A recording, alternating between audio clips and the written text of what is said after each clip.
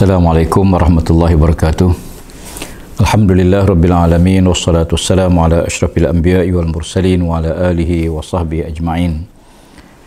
Assalamualaikum warahmatullahi dan salam sejahtera. Apa khabar warga Kasa yang dikasihi sekalian?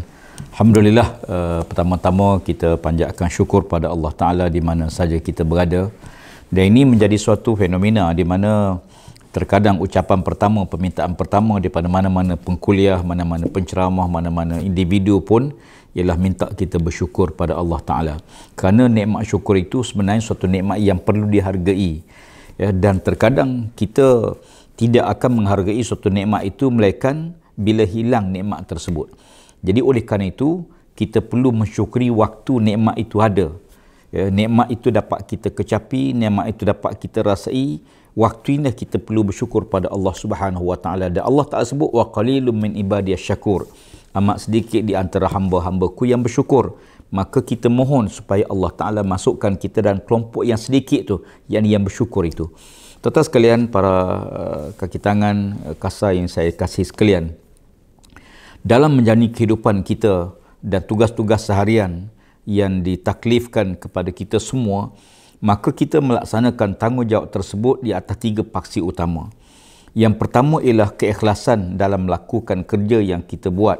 Ya, kerana Allah Subhanahu Wa Taala meletakkan asas suatu pekerjaan itu dibuat dengan tulus ikhlas, menyebabkan kita akan berubah cara kita laksanakan pekerjaan kita, sikap kita, emosi kita, akal fikiran kita dan tindakan kita akan terus berubah kalau sekiranya kita buat tu betul-betul kita buat kerana Allah Ta'ala. Ya, bukan kalau kita buat kerana harapkan pujian manusia, bila manusia tak puji kita akan rasa gelisah, kita akan rasa kecewa. Sama juga kalau kita buat tu benda, kita mengharapkan kita naik pangkat, tiba-tiba pangkat kita tak naik, maka kita akan kecewa. Tapi kita buat kerana Allah. Soal apa yang Tuhan nak beri di sebalik yang kita buat itu memang sebenarnya dalam jadual yang Allah Ta'ala telah atur. Tapi yang penting, jiwa kita rasa tenang, pemikiran kita rasa damai, kita buat kerja tu kita tidak mengharapkan sesuatu perkara. Walaupun naluri fitrah manusia, bila dia buat satu kebaikan, dia mengharapkan dia mendapat balasan kebaikan. Ya, tetapi kita harus ingat bahawa kebaikan itu tak semesti segera datang. Ya, kadang-kadang kebaikan itu ambil masa. Ya, mungkin setahun, mungkin 2 tahun, mungkin 5 tahun. Baru kita tahu kenapa apa yang kita buat dulu yang baru kita diberi balasan oleh Allah Subhanahu Wa Taala. Jadi oleh kerana itu syarat pertama ialah keikhlasan dalam melaksanakan kerja yang kita buat. Yang kedua, kita tahu bahawa tugas yang kita laksanakan di pihak kementerian, apa agensi kita, sektor air ataupun sektor alam sekitar, kita berurusan dengan alam, berurusan dengan makhluk ciptaan Allah Subhanahu Wa Taala, sungai, peparitan. Ya, agensi kita terlibat dengan kajian cuaca, keadaan cuaca, melibatkan alam, udara. Ya, semua ni makhluk yang Allah ciptakan. Sebagaimana kita, manusia sebagai pemegang amanah. Yang kita nak buat ni ialah yang terbaik. Ya, desainnya, kita cuba buat yang terbaik. Kenapa? Kerana kita rasa seronok dan puas hati dengan kerja yang kita buat. Ya, bila kita buat satu pekerjaan, katalah paip kita bocor, kita baiki paip. Bila kita baiki, dia selesai tu, kita rasa apa? Kita rasa lega. Ya, kita rasa puas hati. Ya, berbanding bila kita buat, kita buka balik paip, tiba-tiba bocor lagi. Kita paksa buka lagi. Lepas buat, kita penat-penat, kita buka paip air balik, tiba-tiba bocor lagi. Tentu kita rasa kecewa. Maka bila kita buat satu benda, kemudian kita dapat hasil pada waktu itu, kita rasa sangat puas hati. Dan puas hati menyebabkan kita rasa gembira. Dia tuan-tuan sekalian, kita ni, jiwa kita dengan emosi kita dia kait rapat. Terkadang kerana satu sebab je. Ya, satu sebab je. Katalah contoh, ada 2-3 orang berjalan. Ya, katalah 2-3 orang perempuan, staf kita perempuan berjalan. Jumpalah seorang lelaki. Ya, tiba-tiba orang lelaki tu tengok senyum je. Senyum. Ya, apa kita rasa? Kita rasa damai, seronok. Tambah-tambah yang senyum tu pula bos kita. Ya, tambah-tambah yang senyum tu jumpa pula menteri alam sekitar senyum. Contohlah, ya, kita rasa apa? Kita rasa seronok. Ya, kalau jumpa rasa masam macam mana? Bos kita jumpa kita masam. Ya, ataupun kita orang lelaki tiba-tiba dia kumat kamit mulut, tiba-tiba dihembus ke muka kita. Ya, kita tu rasa macam nak demam. Rasa dia tu sihir kita, dia jampi kita dan sebagainya. Ya, saya nak sebut bahawa benda macam tu, benda sikit je. Padahalnya kawan tu bukan jampi apa, dia mungkin tak apa dia sebut pun, tapi dia mempengaruhi emosi kita. Sama juga kadang kita tengah seronok, tiba-tiba kita buka Facebook. Ya, dan kita baca berita. berita yang mendukacitakan, terus emosi kita akan berubah. Ya, katalah kita dapat berita, tengah seronok tiba dapat berita, na'udzubillah, ini contoh. Ya, sahabat kita yang baik dengan kita, yang bekerja dengan kita, yang memang mesra dengan kita, tiba-tiba dia hantar mesej, dia kata, minta maaf, saya positif. Apa rasa kita? Allah, saya baru jumpa dia, baru tadi makan sekali dengan dia, baru tadi berjalan dengan dia. Kita tiba-tiba kita terus rasa bahawa kalau dia positif, tak mustahil kita akan jadi positif. Jadi nak sebut bahawa tengah seronok gembira, tiba-tiba emosi kita boleh berubah. Begitu ke tengah duka cita, tiba dapat berita tuan dinaikkan pangkat, berubah terus. Ya, dapat berita gembira, suami kita hantar berita kita hadiah hari jadi dah ada sebuah kereta depan rumah. Contohlah, kalau suami boleh buat tu, saya kira alhamdulillah. Balik nanti beritahu contoh ni pada suami. Saya nak beritahu bahawa jiwa kita ni dia sikit je. Kadang-kadang kita tengah gembira boleh bertukar jadi sedih. Kalau kita tengah sedih, kita boleh tukar jadi gembira. Jadi oleh kerana itu, apa yang penting ialah kita harus tengok dalam kerangka yang luas.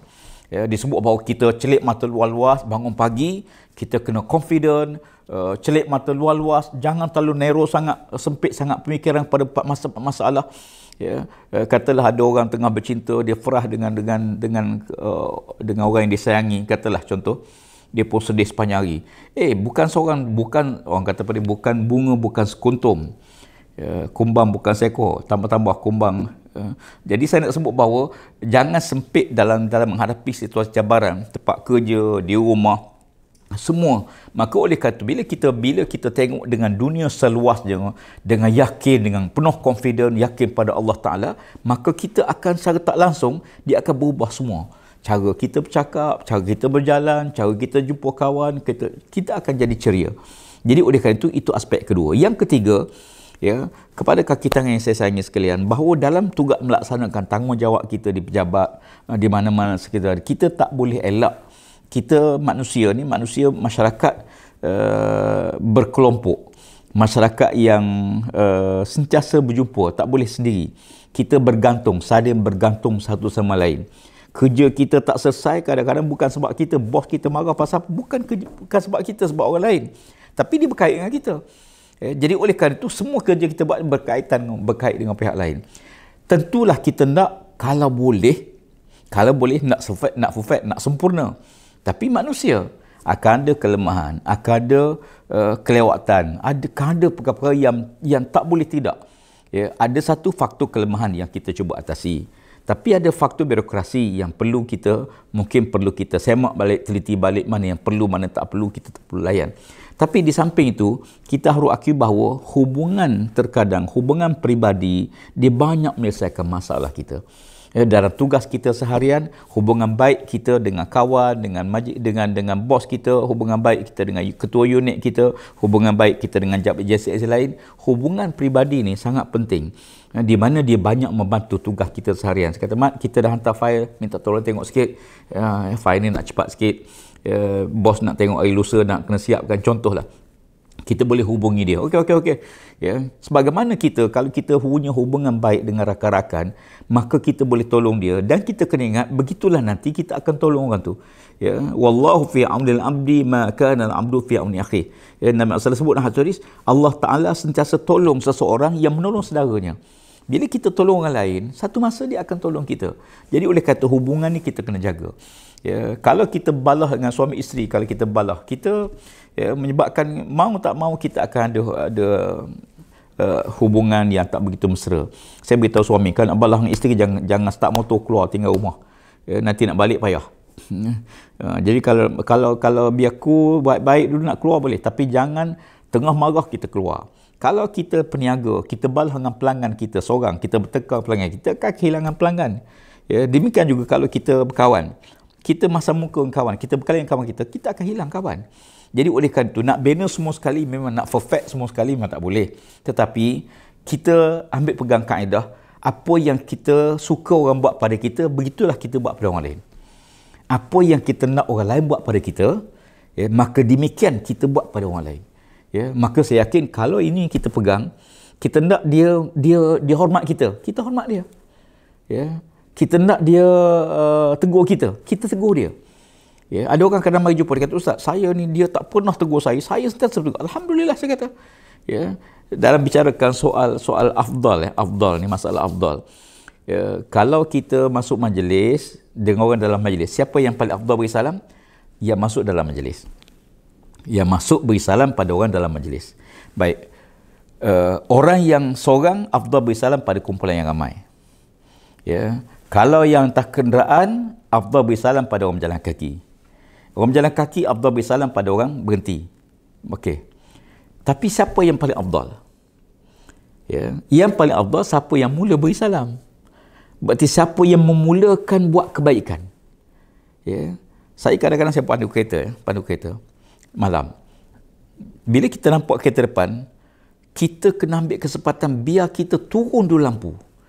Biar kita dulu lampu kita turunkan lampu. Ya, jangan kita tinggikan lampu. Ya, sebab siapa yang mula buat kebaikan dia mendapat ganjaran, pahala. Ya, kita nak bersalam, biar kita dulu boleh salam, sekarang tak boleh salam. Ya, tapi siapa yang dulu hulur tangan? Siapa yang dulu buat kebaikan? Ya, jadi kita kena jadi orang yang awal melakukan kebaikan. Jumpa kawan kita yang beri salam, kita yang tegur, kita yang tanya khabar, kita yang hantar mesej, biar kita. Sebab dia kebaikan begini. Kebaikan dia tidak terhenti pada satu elemen, dia akan bersambung. Ya, dia akan bersambung. Maka kebaikan kita buat, tapi orang lain mengikuti kebaikan itu, maka kita mendapat pahala di atas kebaikan semua orang yang mengikut kita. Ya, para penonton sekalian, saya nak sebut satu hadis Nabi sallallahu alaihi wasallam. Nabi sebut, man da'a ila huda kana lahu minal ajri mislu ujuri man tabi'ahu la yanqusu min ujurihim syai'a. Sesiapa yang buat satu kebaikan, menyeru kepada benda baik, kita ajak kepada benda baik, kita mendapat pahala bila kita ajak kepada benda baik. Dan semua orang mengikuti kita di belakang. Ya, jadi oleh kerana itu, kalau 10 orang yang ikut kita di belakang, mereka buat kebaikan, semua kebaikan itu kita akan dapat dan mereka tidak kurang sedikit pun pahala demikian. Jadi saya nak sebut bagaimana dalam lakukan tindakan seharian kita di pejabat, di rumah, dengan anak-anak, dengan keluarga sebagainya, kita nak suasana yang tenang, yang harmoni, yang ceria, yang gembira. Maka oleh kerana itu, kita memulakan. Ya, kita jadi orang yang memulakan sesuatu kebaikan. Ya, biar kita mulakan kebaikan. Sebab bila kita mulakan kebaikan, maka kita akan mendapat balasan kebaikan. Hal jazaa'ul ihsan illal ihsan. Apakah balasan bagi orang yang melakukan kebaikan? Mesti dia akan mendapat kebaikan. InsyaAllah, mudah-mudahan tugas kita di pejabat dapat sempurnakan dengan sebaik mungkin, walaupun sebahagian kita terpaksa bertugas di rumah masing-masing. Ya, di rumah bukan rehat, di rumah tapi kita bekerja. Bekerja, bahkan saya tengok dalam tempoh PKP ni, meeting kita banyak kali kita buat online. Sampai lepas kita meeting, kita terpaksa selesaikan kerja-kerja yang kita putus dalam mesyuarat dan terpaksa kita hantar. Ya, ada masa-masa yang kita dengan bebanan tugas masing-masing. Saya harapkan insya-Allah, mudah-mudahan Allah Ta'ala mengangkat wabak depan negara kita dan kita semua kaki tangan kasar akan dipelihara oleh Allah Subhanahu Wa Ta'ala, kaki tangan semua, keluarga dan sebagainya. Ya, hingga jumpa semula. Ya, sekian untuk kali ini. Assalamualaikum warahmatullahi wabarakatuh.